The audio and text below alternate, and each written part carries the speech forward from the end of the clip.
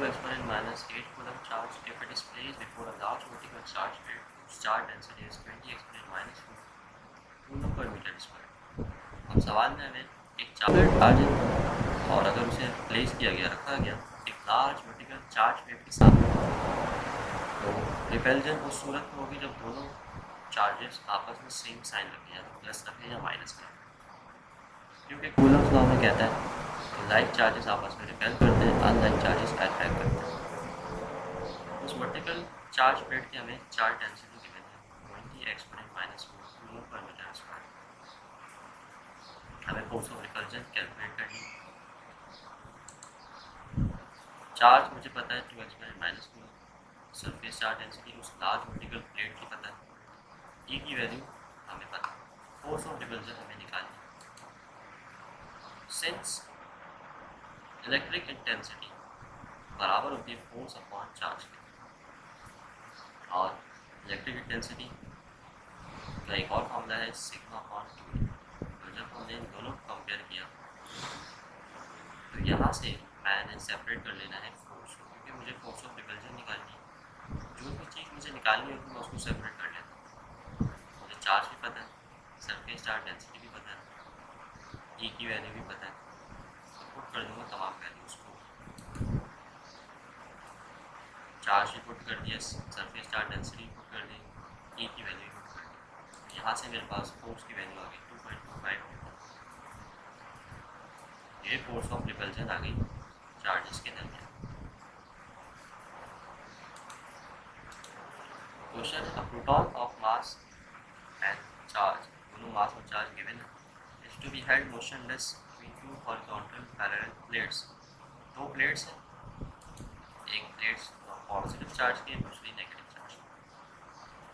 कह रहे हैं कि दोनों प्लेट्स आपस में 10 सेंटीमीटर दूरी पर है और मोशनलेस है। अगर हम सवाल में देखें मोशनलेस मतलब मूव नहीं करें, तो जो प्लेट्स आपस में एक दूसरे को रोके रखेंगी वो फोर्स बराबर होगी वेट।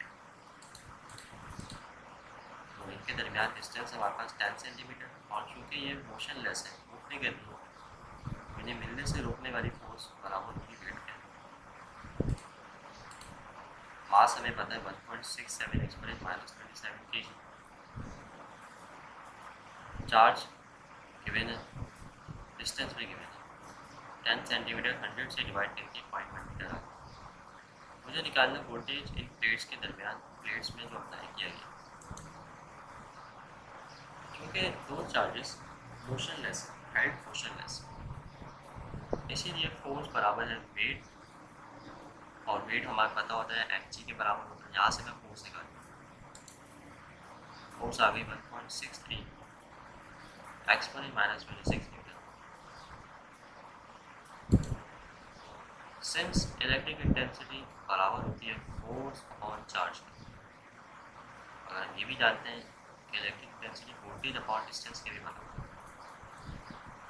इन दोनों इक्वेशंस को मैं कर लूँगा कंपेयर। कंपेयर करने के बाद सवाल में मैं देखूँगा मुझे निकालना क्या है वोल्टेज, तो मैं वोल्टेज को सेपरेट कर लिया इन दोनों से। इलेक्ट्रिक इंटेंसिटी जब मुझे निकालनी नहीं है तो मैं उसे क्यों निकाल के सॉल्व करूँ, मैं कंपेयर करूँगा सिंपल, और जो मुझे चीज़ चाहिए होगी मैं उसको सेपरेट करके एक फॉर्मूला बनाऊँगा। मुझे फोर्स भी पता है, डिस्टेंस भी पता है, चार्ज भी पता है, तमाम वैल्यू में नोट कर देता हूँ। फोर्स की वैल्यू भी आ गई, डिस्टेंस 0.1, चार्ज की वैल्यू, वोल्टेज आ गया मेरे पास 1.02 exponent minus 8।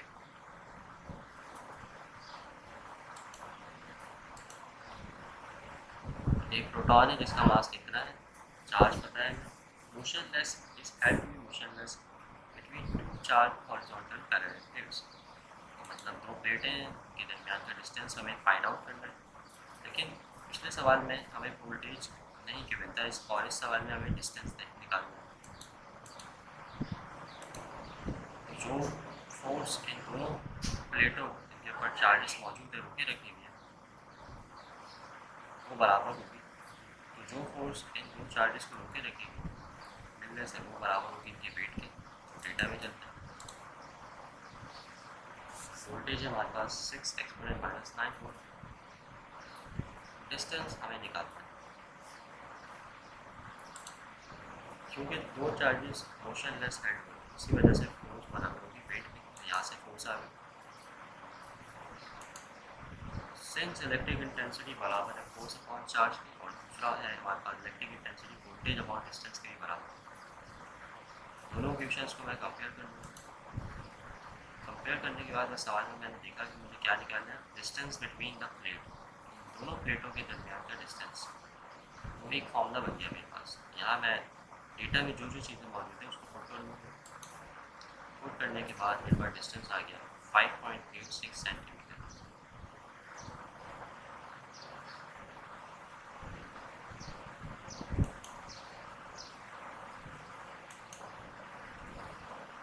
Capacitor chapter number 12 का टॉपिक। कैपेसिटर एक इलेक्ट्रिकल डिवाइस है जो चार्ज को स्टोर करता है, और इसकी सलाहियत के लिए हम टर्म इस्तेमाल करते हैं कैपेसिटेंस, यानी कि कितनी एबिलिटी है कैपेसिटर की कि वो कितना चार्ज स्टोर कर सकती है अपने अंदर। हम ज़्यादातर इसको फ़ैन वगैरह में इस्तेमाल करते हैं। फॉर्मूला देखते हैं।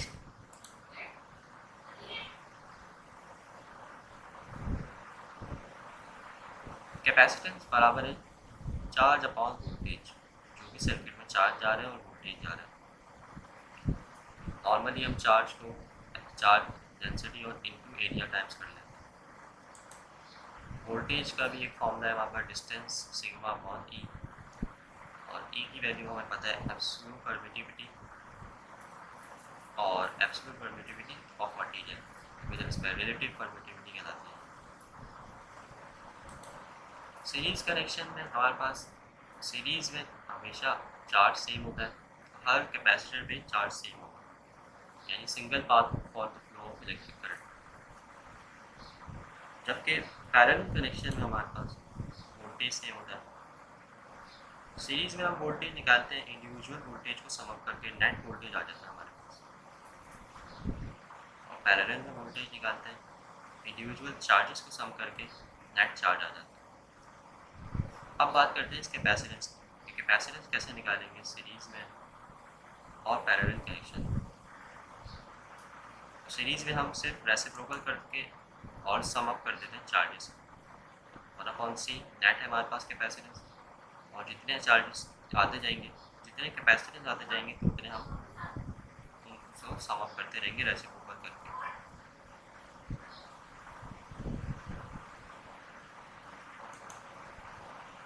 पैरेलल के अंदर हम सिर्फ सम अप कर देते हैं जो भी हमें कैपेसिटेंस गिवन है सर्किट के अंदर। Two capacitors of 2 microfarad and 8 microfarad, जो दो कैपेसिटर्स हैं कनेक्ट कर दिए सीरीज में, और पोटेंशियल डिफरेंस है उनके दरमियान 200 वोल्टेज। हमें चार्ज फाइंड करना है और पोटेंशियल डिफरेंस मालूम करना है हर एक कैपेसिटर का। दो कैपेसिटर्स आ गए, वोल्टेज आ गया, चार्ज निकालना है और इंडिविजुअल वोल्टेज निकालना है V1 V2। अब हमने बोला कि अगर सीरीज कैपेसिटेंस है C1 और C2 का, देन सीरीज के लिए हम कैपेसिटेंस नेट कैपेसिटेंस कैसे निकालते हैं, रेसिप्रोकल करके और सम अप करके। तो C1 C2 की वैल्यू गिवन है तो मैं रखूँगा इसका,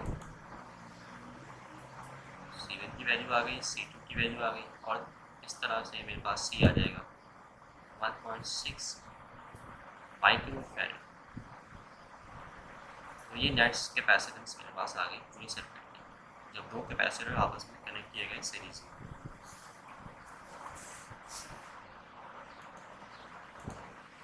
चार्ज और पोटेंशियल डिफरेंस कैलकुलेट करते हैं। क्योंकि सीरीज कैपेसिटेंस है तो सीरीज में हमें पता है चार्ज सेम होता है, तो Q का हो, Q1 का हो, Q2 का हो, बात एक ही है, आपस में तीनों बराबर हो। कैपेसिटेंस अभी निकाले थे हमने 1.6, वोल्टेज नेट वोल्टेज 200 था। यहाँ से मेरे पास चार्ज आ गया 320 माइक्रोकूलम, ये पूरे सर्किट का चार्ज आ गया। इंडिविजुअल वोल्टेजेस, क्योंकि मुझे चार्ज पता है चार्ज सेम है, बस कैपेसिटेंस रखते जाऊँगा, तो यहाँ पे 320 डिवाइडेड बाई 160 वोल्टेज था।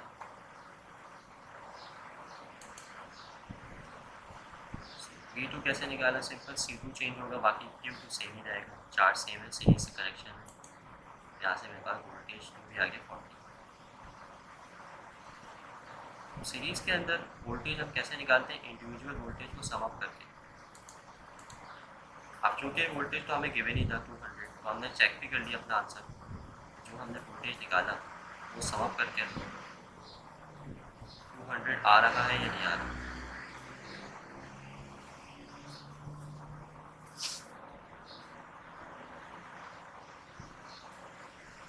यहाँ से हमारे पास V1 भी आ गया, V2 भी आ गया और नेट चार्ज भी आ गया।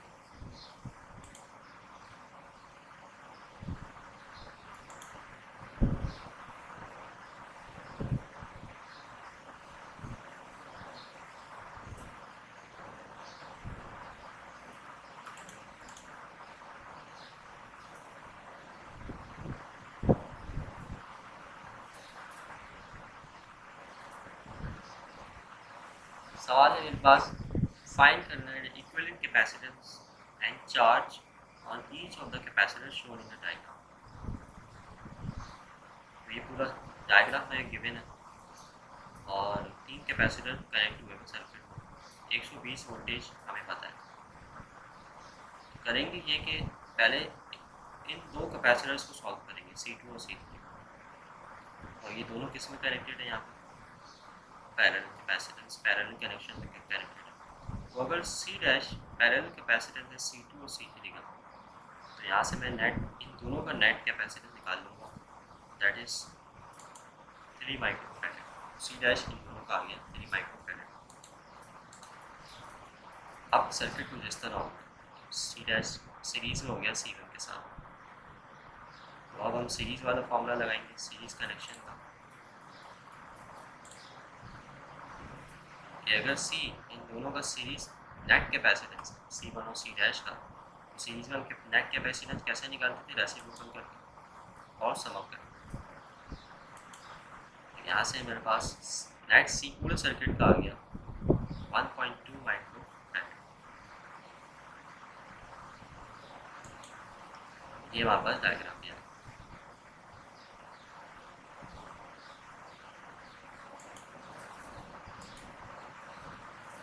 क्योंकि C जो है सीरीज़ कैपेसिटेंस है C1 और C डैश का, तो सीरीज़ में हम जानते हैं चार्ज सेम होता है, तो Q1 और Q डैश बराबर होंगे। और कैसे निकालेंगे, C इंटू V। C मुझे पता है 1.2, तो क्या भी आया हमारे सामने। वोल्टेज 120 वोल्टेज हमें गिवन, तो यहाँ से मेरे पास Q डैश या Q1 आ गया 144 माइक्रोकूलम। अब हमें इंडिविजुअल चार्जेस निकालने तीनों कैपेसिटर्स पर।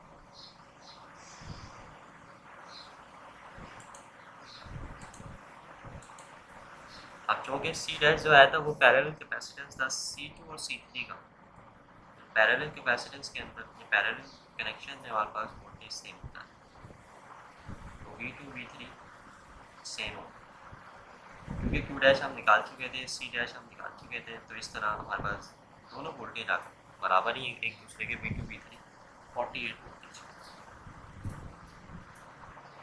अब चार्ज भी हमें पता है, Q डैश और C डैश को हमने वोल्टेज निकाल लिया। अब हम निकालेंगे इंडिविजुअल चार्जेस, यानी Q2 Q3, C2 into V2 formula लगा, वोल्टेज V2 और V3 दोनों में सेम है, सिर्फ कैपेसिटेंस का फर्क है। अब अगर आप गौर करें, जिसकी कैपेसिटेंस ज़्यादा है तो चार्ज भी ज़्यादा आ रहा है 96 माइक्रो। C3 में कैपेसिटेंस कम है तो चार्ज भी कम आ रहा है 48 माइक्रो। रिजल्ट आ गया हमारे पास, नेट कैपेसिटेंस सर्किट की 1.2 microfarad, Q1 144 microcoulomb, Q2 96 microcoulomb and Q3 48 micro.